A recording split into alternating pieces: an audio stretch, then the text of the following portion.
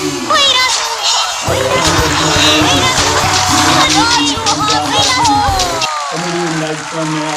सलाम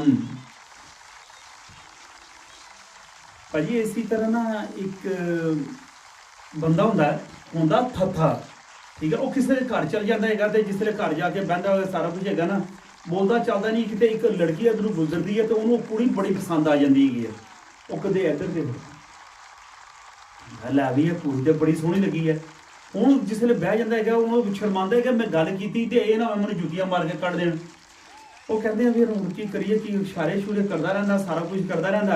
वो कुड़ी भी आके बह जाती है, कहता लै भी ये दिल्ली कहता ये तो बड़ियां मौजां लग गई हैं।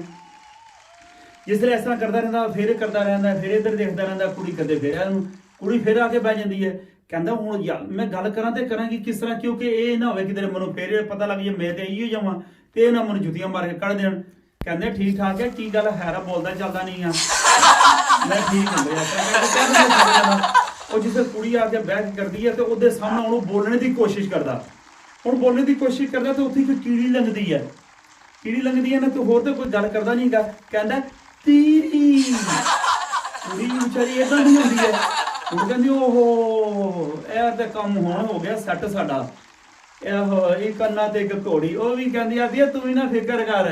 वो कहता तीरी, वो कहता तुद बदोर जोड़। बहुत शुक्रिया नाजरीन, इंशाल्लाह फिर शो में हाजिर होता हूँ। मेरी तरफ से अल्लाह हाफिज।